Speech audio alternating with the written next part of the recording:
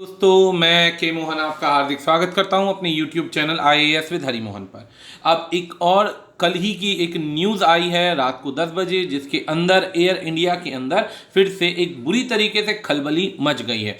एक scheme launch करी air India ने कोविड-19 की परिस्थिति को देखते हुए, जिसके बाद सारे के सारे स्टाफ ने अपोज करना शुरू कर दिया। सारा का सारा स्टाफ इकट्ठा हो गया, वर्कर्स यूनियन के पास गया। वर्कर यूनियन ने एविएशन मिनिस्टर को बकायदा पत्र लिखा, एक तरीके से कंप्लेन किया। कंप्लेन करने के बाद उनकी सारी की सारी जो एक तरीके से स्कीम थी उनको बेबुनियाद, घिनौनी और घटिया बताया, जिसके आधार पर बहुत ज़्यादा सोचने का मुद्दा बन गया कि एक तरफ किसी ज़माने में पूरे हिंदुस्तान की सबसे बड़ी कंपनी आज के दिन किस प्रकार से अर्श से एकदम ज़मीन पर गिरने को तैयार हो गई है।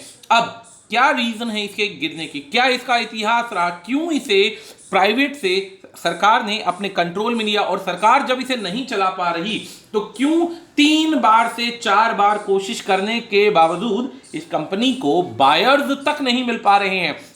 क्या कारण है, आज हम उन सभी चीजों को डिस्कस करेंगे, जिसके अंदर सारी की सारी चीजें आपके साथ शुरू से अंत तक बताई जाएंगी। इसके अंदर इनके होने वाले लॉसेस की भी हम आपको जानकारी देंगे। यदि वीडियो को देखना है तो शुरू से अंत तक हमारे साथ बने रहिए। यदि आप किसी भी एग्जाम की तैयारी कर रहे हैं तो हमारा ऑनलाइन सिलेबस स्टार्ट हो चुका है।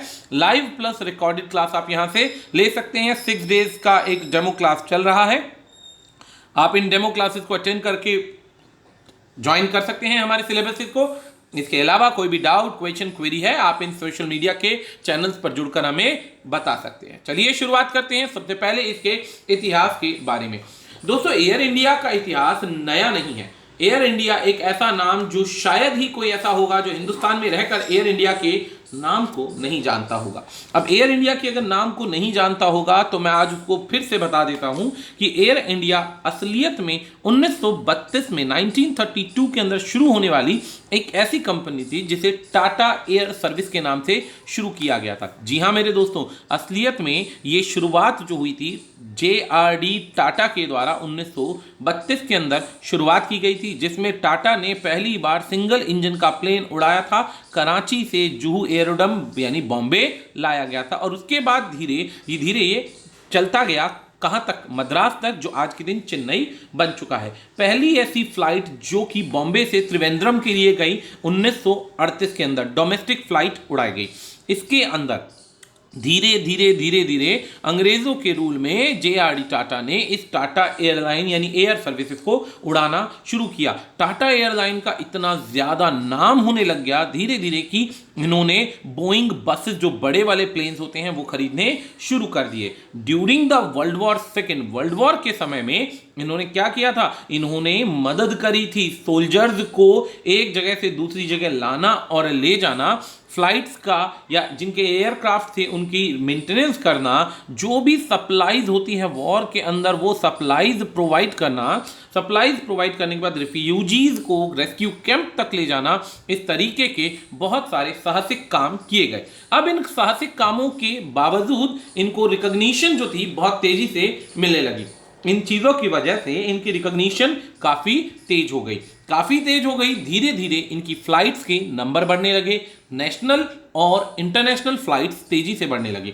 इन्होंने इंदिरा गांधी जो इंटरनेशनल एयरपोर्ट है किसी समय में इन पे राज किया, और भारत का सबसे बड़ा जो शेयर 18.6% का शेयर इनके हिस्से में आ गया। 102 फ्लाइट्स उड़ने लगी। शुरुआत में ये जो थी एक तरीके से टाटा एयर कंपनी थी, जो बाद में धीरे धीरे जैसे जैसे मुनाफा बढ़ता गया 1947 के बाद से, सेकेंड वर्ल्ड वॉर के बाद से ये रेगुलर कमर्शियल सर्विसेज प्रोवाइड करने लग गए। सर्विसेज प्रोवाइड करने लगे। धीरे धीरे मुनाफा तेजी से बढ़ता गया। इन्होंने अपने हाथ फैलाने शुरू कर दिए। इसके अंदर क्या हुआ, पहली बार 1947 में आज़ादी मिलती है। 1948 के अंदर गवर्नमेंट इसे कंट्रोल करने की कोशिश करती है, जिसके अंदर गवर्नमेंट पूरे के पूरे स्टेक्स के अंदर से 49% के स्टेक्स जो होते हैं वो सरकार के कब्जे में आ जाते हैं। 51% के अभी भी टाटा कंपनी के कंट्रोल में होते हैं। 49% जो होता है गवर्नमेंट ऑफ इंडिया इसे कंट्रोल करना शुरू कर देता है। चलो जी, अभी तक कोई प्रॉब्लम नहीं आती। धीरे धीरे छोटी छोटी कंपनियां जुड़ने लग जाती हैं, एयर इंडिया और बड़ी होने लग जाती है। पहली बोइंग जो बस थी जिसका नाम गौरी शंकर रखा गया, वो 1960 के अंदर चलाई गई। एयरलाइंस ने जेट एयरक्राफ्ट में भी काम करना शुरू कर दिया और इसका एक फ्लीट बनाना शुरू कर दिया। 2001 आते आते ये प्राइवेट कंपनी पूरी की पूरी एक तरीके से 2000 आते आते ये सारे के सारे शेयर्स जो होते हैं पूरे के पूरे गवर्नमेंट ऑफ इंडिया के कंट्रोल में आ जाते हैं। 1977 के अंदर जैसे ही जेआरडी टाटा की मृत्यु होती है, जेआरडी टाटा हटते हैं, उनके बाद सारा का सारा शेयर जो होता है गवर्नमेंट ऑफ इंडिया के कंट्रोल में आ जाता है। गवर्नमेंट ऑफ इंडिया इतनी एफिशिएंसी से इस टाटा एयरलाइन ग्रुप को नहीं चला पाती है। इसके बाद धीरे धीरे इसका नाम बदल दिया जाता है और धीरे धीरे इसे फिर बदल दिया जाता है एयर इंडिया के अंदर। 2001 तक आते आते असल के अंदर इनको पता चल जाता है कि इस कंपनी में वो या गवर्नमेंट ऑफ इंडिया में वो ताकत नहीं है जितनी ताकत टाटा कंपनी और उनके सन्स में यानी उनके बच्चों में थी इस कंपनी को प्रॉपर चलाने के लिए।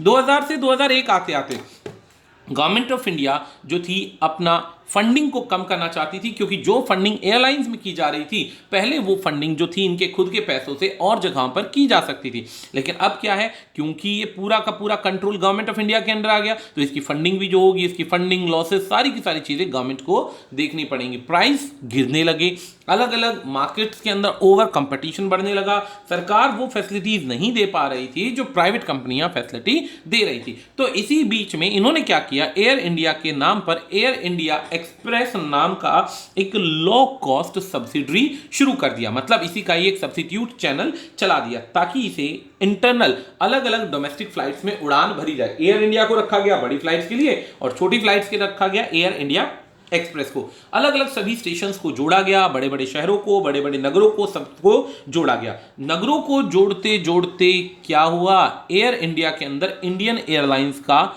मर्जर हो जाता है 2006 के अंदर। जब 2001 में डिसाइड करते हैं कि भाई इसे प्राइवेटाइज करना चाहिए, नहीं कर पाते, लेकिन एयरलाइंस क्या, इंडियन एयरलाइंस क्या होती है, मर्ज हो जाती है। मर्ज होने के बाद और बुरे हालात शुरू हो जाते हैं। इसके बाद से इंडियन एयरलाइंस जो थी वो जुड़ जाती है और एयर इंडिया का सफर असलियत में अंग्रेजी वाले सफर में बदल जाता है और परेशानियां बढ़ती चली जाती हैं यानी कि प्राइवेटाइजेशन आज पहली बार नहीं सोचा जा रहा है।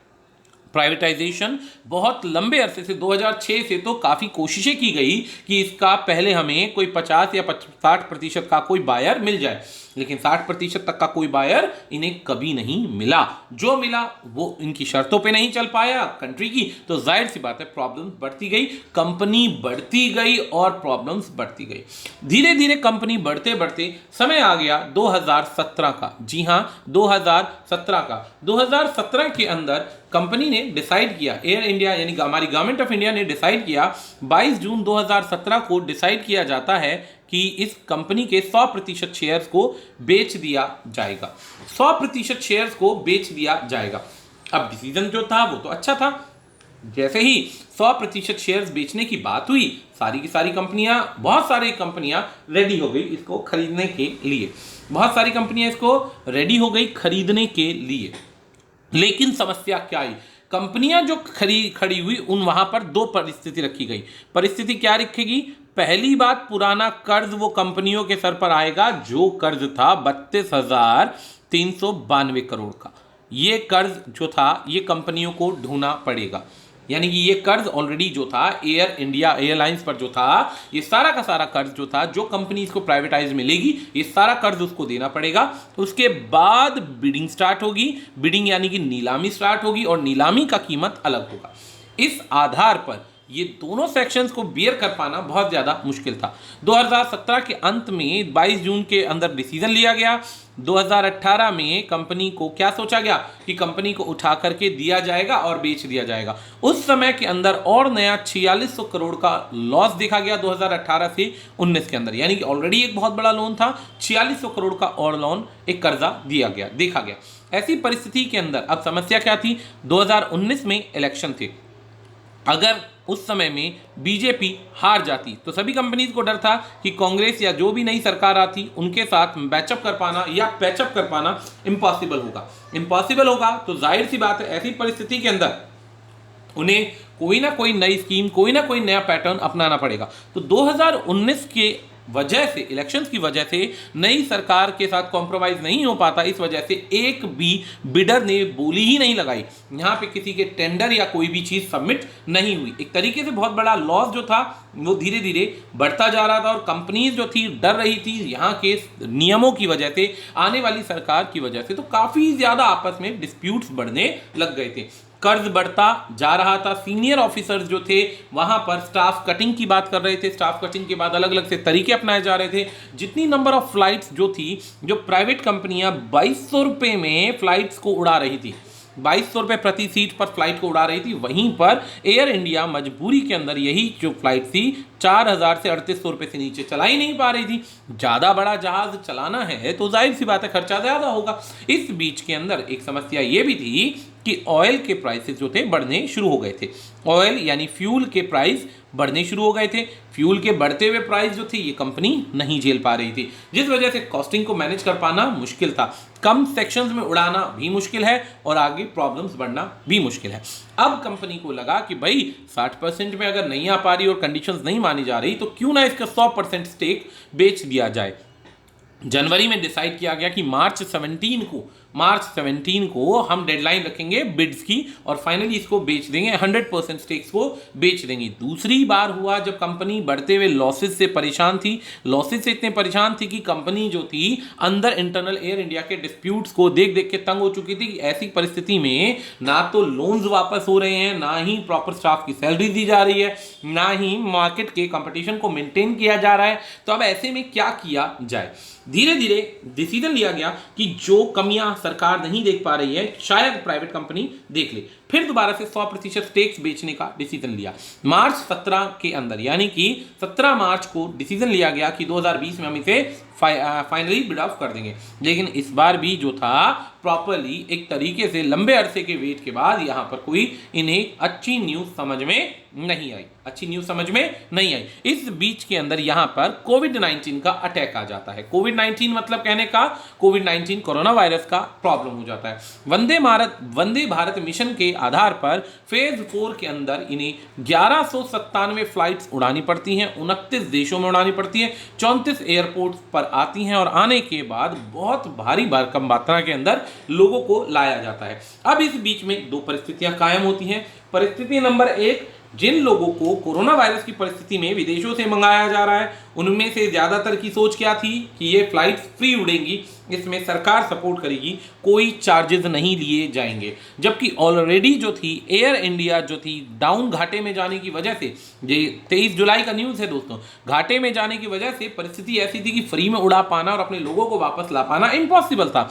ऐसी परिस्थिति के अंदर चार्जेस देने बहुत ज़रूरी थे। सरकार ने दोनों की चीज़ों को मेंटेन करने के लिए रेट्स को और गिराया गया, रेट्स को, प्राइसेस को और ज़्यादा कम करते चले गए। कंटिन्यूअस इसलिए किया गया ताकि ज़्यादा से ज़्यादा लोग आएँ, इसको यूज़ करें। इस बीच में 4 फ्लाइट चलाई गई, air India, Indigo, spice jet, Go Air. इनमें से अलग अलग देशों में भेजी गई, अलग अलग देशों से लोगों को बुलाया गया, लेकिन कम प्राइसेस पे उड़ाने के बाद भी एयर इंडिया की जो एक रिक्वायरमेंट थी वो मीट नहीं हो पा रही थी, काम पूरा नहीं हो पा रहा था। फाइनली अब खबर क्या आती है कि 2 दिन पहले एयर इंडिया ने डिसीजन लिया, सभी लोगों के खातों के अंदर, जो भी अभी कुछ दिन पहले सभी लोगों के अकाउंट्स में पैसा आया।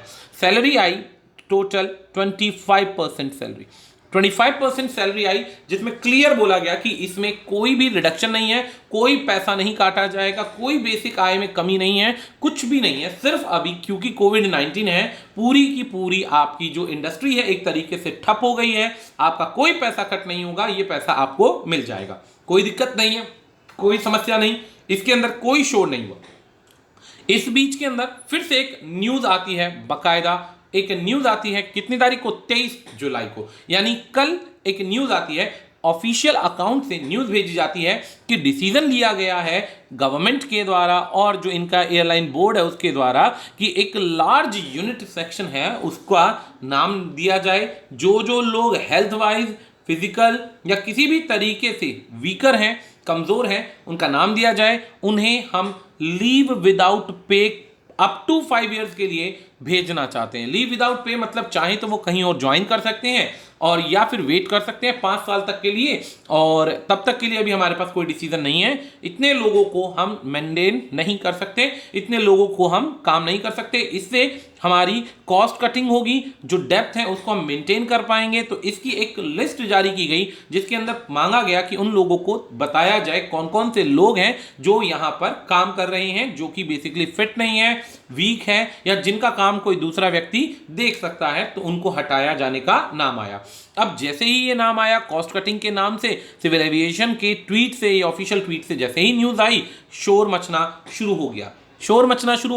सारा का सारा स्टाफ गवर्नमेंट के अगेंस्ट हो जाता है। अगेंस्ट होने के बाद में क्या होता है, एविएशन सेक्टर को लेटर लिखा जाता है, लेटर लिख करके उनकी बुराई की जाती है और इन चीज़ों का रास्ता निकाला जाता है। लेकिन अब ऐसी परिस्थिति के अंदर पे कट्स करना, लोगों को निकालना, विदाउट बेसिकली लीव पर भेज देना, चाहे उनके पास इस शॉर्ट टर्म के अंदर आगे जॉब होगा या नहीं होगा कोई नहीं जानता, लेकिन ऐसी परिस्थिति में लार्जेस्ट प्राइवेट कंपनी ने अपने हाथ पूरी तरीके से खड़े कर दिए हैं और अब इनके पास कोई रास्ता नहीं बचता है। अब एक बात सोचने लायक है, पॉइंट जो हमें डिस्कस करना चाहिए, पॉइंट टू बी डिस्कस्ड। क्या पॉइंट है? सबसे पहला पॉइंट आता है हमारे पास में कि सबसे पहली चीज, कोविड-19 की परिस्थिति में ऑलरेडी 30% जॉब्स जो थी जा चुकी हैं। इस बीच के अंदर लीव विदाउट पे के आधार पर अगर लोगों को वैकेंसी से निकाला जाएगा तो पहली बात, ये लोग इस समय तुरंत नौकरियां नहीं पाएंगे। दूसरी चीज, अगर इंटरिम नोटिस के बिना आप किसी को निकालते हैं तो वो भी गलत है, आपको नोटिस देना कंपलसरी है, जिसके अंदर 2 महीने का नोटिस दे तो समझ में आता है बंदा कहीं पे जॉब ढूंढ पाएगा। तीसरी चीज, एक बड़ी कंपनी जो ऑलरेडी लोन के अंदर चल रही है, क्या बड़ी बात है कि वो इस तरीके की तानाशाही दोबारा नहीं करेगी और दोबारा तानाशाही के आधार पर बचे हुए लोगों को नहीं निकालेगी। चौथा बड़ा सेक्शन है कि जो इस समय में जो यूनियन इनके अगेंस्ट खड़ी हुई है उसके डिमांड्स को क्या ये पूरा कर पाएंगे और कब तक इन्हें बायर मिल पाएगा, कब तक इनकी बिड्स हो पाएंगी, ताकि इस कंपनी को दोबारा से चलाने का प्रयास किया जाए, दोबारा से अच्छे मुनाफे में लाया जाए। गवर्नमेंट ऑफ इंडिया पूरी कोशिश में है कि इन रिजॉल्व करे मुद्दों को, लेकिन हालात को देखते हुए और बढ़ते हुए कर्ज को देखते हुए फिलहाल इस कंपनी के बारे में आपको कुछ ही समय में कोई ना कोई न्यूज़ मिल सकती है कि आज इस कंपनी को बिडिंग के लिए लाया गया और फाइनली इसको बेचा गया। अब इसमें 2 सवाल आते हैं। बहुत सारे लोग कहते हैं कि हर चीज बिक रही है, सारे सरकारी क्षेत्र बिक रहे हैं, तो इसमें फिर कैसे कह सकते हैं कि देश नहीं बिकने दूंगा। इसमें एक सिंपल सी बात आती है। एक तरीका यह होता है कि उन कंपनीज को प्राइवेट कंपनीज के आधार पर और बेहतर तरीके से चलाया जाए, क्योंकि गवर्नमेंट की खुद के कंट्रोल की जो फंडिंग है उसे और सेक्शंस में, जैसे आपका डिफेंस हो गया, डिफेंस के अलावा इंफ्रास्ट्रक्चर सेक्शन हो गया, इसके बाद जल से संबंधित समस्या हो गई, सस्टेनेबल गोल्स हो गए, उन पर पैसा लगाना भी काफ़ी ज़्यादा आवश्यक है, जिसके आधार पर ये जो सेक्शन है प्राइवेट कंपनीज के आधार पर चलाया एक बार को जा सकता है। लेकिन दूसरी तरफ सस्टेनेबल डेवलपमेंट गोल्स को किसी भी प्राइवेट सेक्शन के हाथों में नहीं दिया जा सकता। इसी के साथ साथ सरकार ने डीआरडीओ में भी काफ़ी इन्वेस्टमेंट किया ताकि डेवलपमेंट किया जा सके। तो सरकार अपने इन्वेस्टमेंट के क्षेत्र को मात्र अपनी इन चीज़ों की तरफ लाना चाहती है, बाकायदा इन चीज़ों की तरफ और ज़्यादा ध्यान देना चाहती है, क्योंकि जिस हिसाब से हालात बने हुए हैं हमारे इंटरनेशनल बॉर्डर्स पर, खुद को मजबूत करना भारत की एक मजबूरी बन चुका है। और धीरे धीरे बिकती हुई कंपनियां एक तरीके से लोगों के सामने एक सरकार का फेल होना, कमज़ोर होना दर्शाती जा रही है। तो इसी नोट के साथ हम इस वीडियो को अंत करते हैं। आज के लिए इतना ही, धन्यवाद।